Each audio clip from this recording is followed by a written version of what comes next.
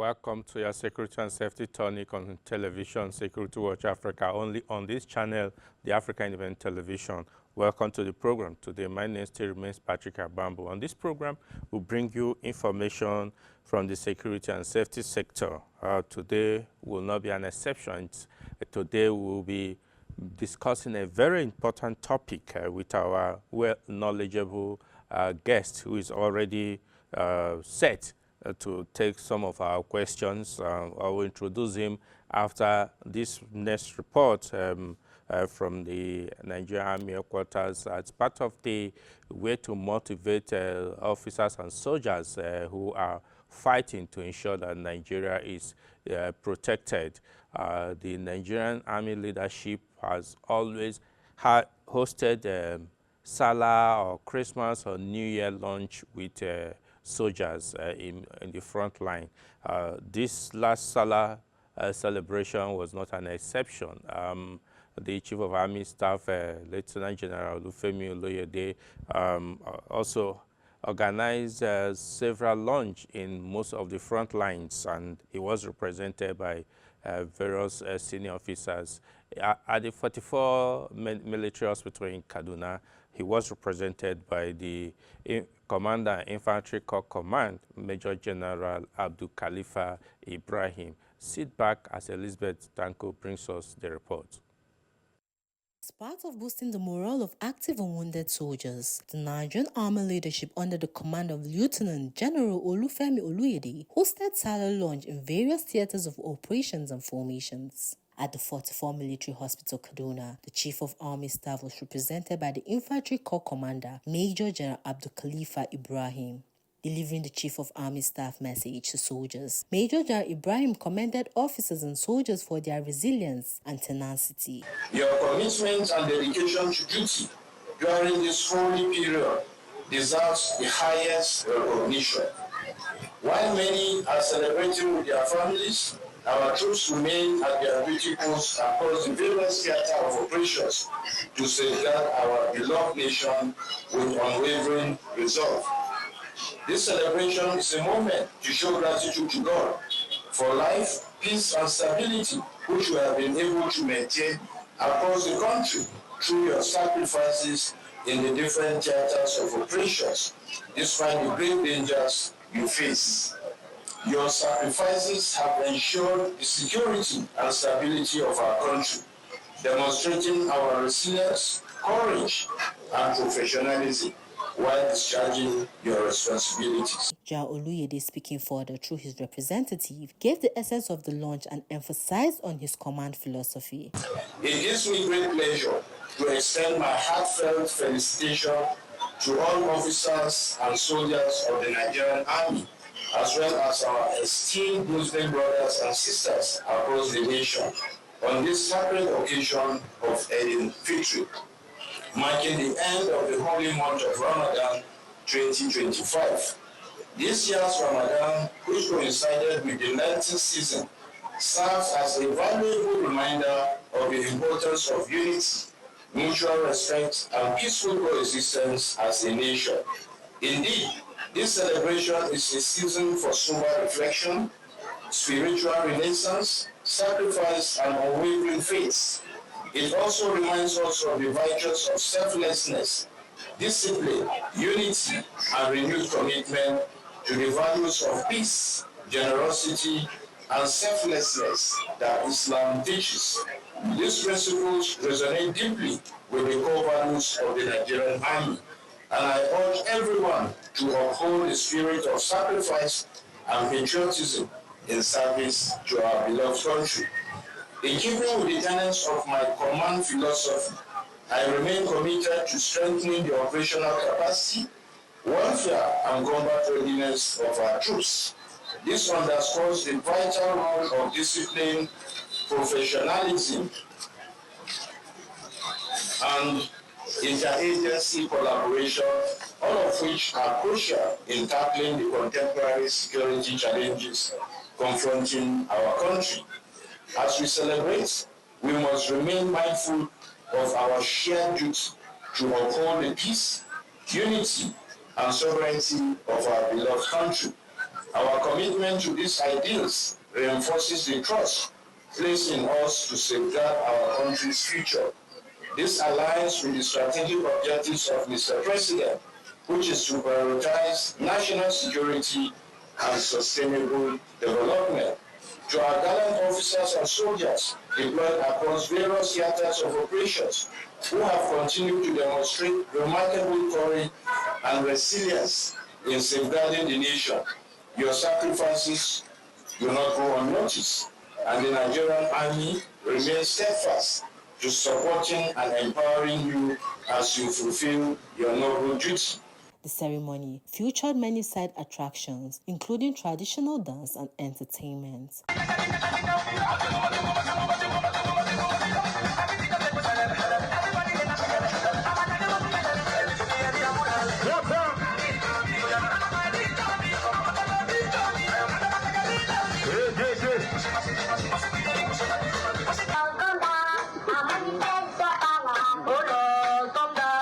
Manifest your power.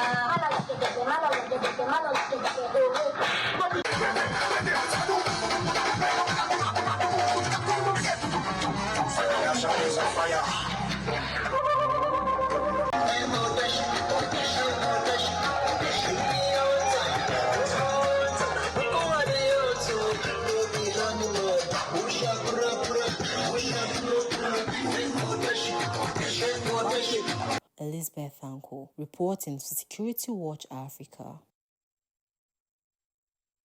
Security is one cardinal responsibility of governance. Without security, no meaningful development can take place.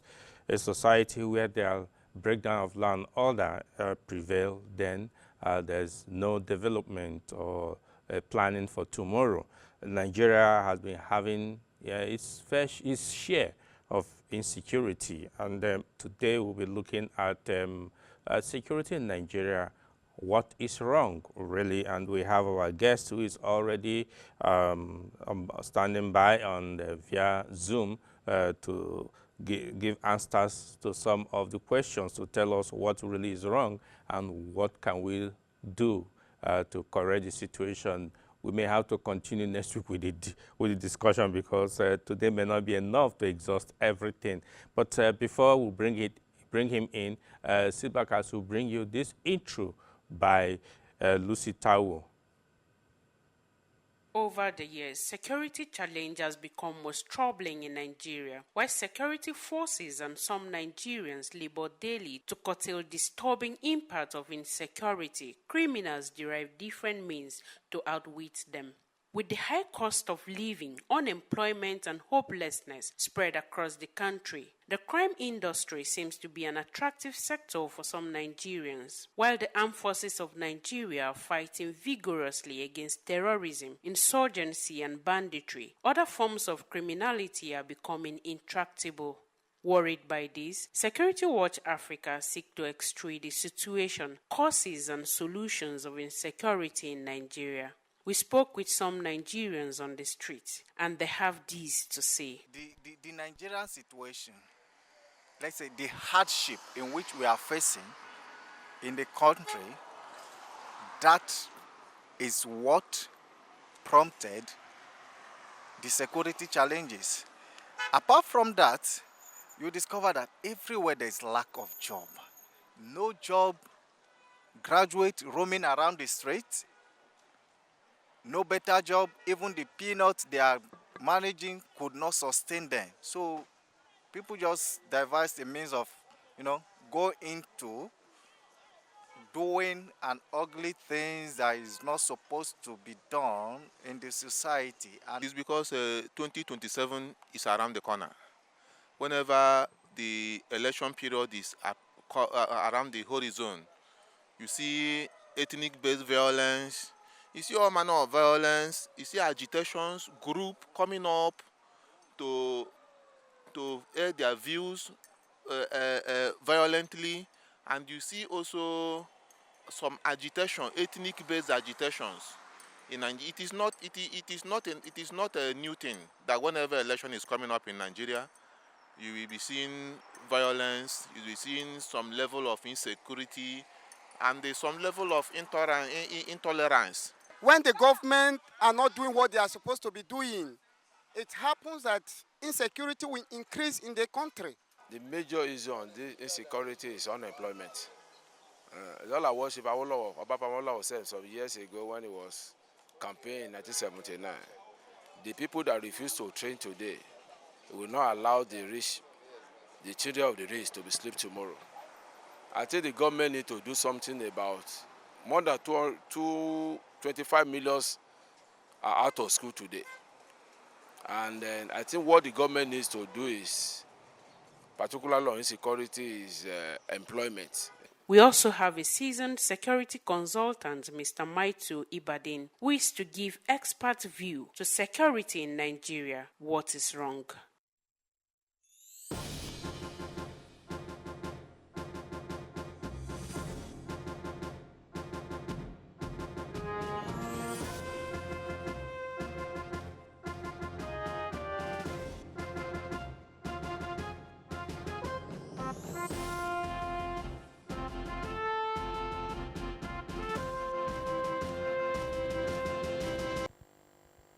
Okay, we seem to be having some challenge. Maybe we should go to the report from the Defense Headquarters, where the Defense Media Operation gave account of what the Armed Forces of Nigeria has done in the last quarter of 2025, in the first quarter of 2025.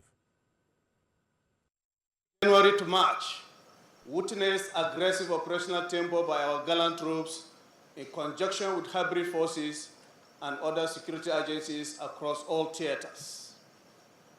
The troops demonstrated uncommon bravery, resilience, determination, and strong will during various encounters throughout the quarter, which include fighting and confident building patrols, raids, ambushes, and clearance, as well as search and rescue operations with remarkable outcomes. The air component also conducted reconnaissance, close air support, and interdiction missions with high success rate, which seriously degraded the terrorist strength and the will to fight. That was the Director, Defense Media Operations DDMO, Major General Marcus Kange, disclosing characteristics displayed by the troops of the Armed Forces of Nigeria in the last quarter, which has resulted in successes. The DDMO, speaking further, said that the troops intensified the use of ambushes, raids, fighting patrols, and offensive fight in its onslaught against insurgents, terrorists, and all forms of criminalities. During the quarter, many terrorists commanders such as Abba Alai, also known as Amir Khalid of Allaha, Abdullahi, always known as Hono, Jagaban, and Danger, amongst others, were neutralized, while Abdullahi Ali was captured alive with severe gun wounds. This effort by our gallant troops created gaps in the command and leadership structure of the Boko Haram terrorists, as well as ISWAP and JAS terrorists. Major General Kange gave a breakdown of the troops' activities as follows. Operation Delta Save foiled oil theft worth over 7,428,648,246 naira only. The breakdown indicates 6,290,437 liters of stolen crude oil, 1,319,350 liters of illegally refined AGO, 6,130 liters of DPK, and 4,545 liters of premium motor spirit. Scores of terrorists comprising adult males, adult females, and some children surrendered to troops within the theaters of operation following the ongoing onslaught on them by our gallant troops. Equally, between 27th March to 1st April, troops in conjunction with hybrid forces conducted offensive operations, including fighting patrols, raids, and clearance operations in Bama, Goza, Kaga, and Konduga local government areas of Borno State. During the operations, some terrorists were neutralized and others apprehended. They also recovered AK-47 rifles, locally fabricated rifles, as well as assorted rounds of 7.62mm ammunition. In a well-coordinated operation from 27th March to 2nd April also, troops intercepted 11 terrorist logistics suppliers.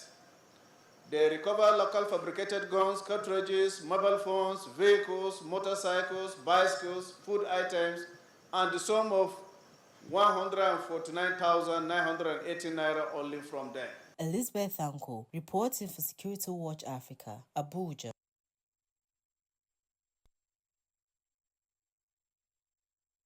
Welcome back. Yes, Mr. Matthew Ibadin, like I said, is a knowledgeable security consultant and a media entrepreneur. Is back on with us now, and he can hear us. Yes, Mr. Ibadin, we did talk about what is wrong with with security in Nigeria. You are a security consultant. Tell us, what is wrong with security in Nigeria? Yeah, I think, well, thank you very much, Mr. Patrick, for having me on your program. I think you are doing a good job. Frankly speaking, what is wrong is we can trace it back to 1999 to 1983, during the time of Shagari era. So, first of all, if you don't know the fundamentals of what is wrong, you won't be able to solve today's problem, and you won't be able to plan for tomorrow's problem. The critical problem we have today has to do with time immemorial, during the time of Shagari. You will agree with me, during Shagari, the police was well equipped. They have APC carriers, they have a lot of equipment. When they are going for investigation, there is money for them. When they are going for posting, there is money for them. When they are going out to, you know what I mean, to do a foreign trip, there is money for them. If you go to the police station, you don't need to give them money for you to be able to write your statement and rest of it. And they have a good accommodation during Shagari regime, when Sunday Adelusi was the IGP in Nigeria. So now, when the military took over from Shagari, all the equipment that belonged to the Nigerian police, the army seized it. They see police as a threat. So because of the fact that they don't want police to be well equipped, they seize all those equipment. And since army seized the equipment after Shagari regime, that is how you will now begin to have what we call the law of diminishing return in the police.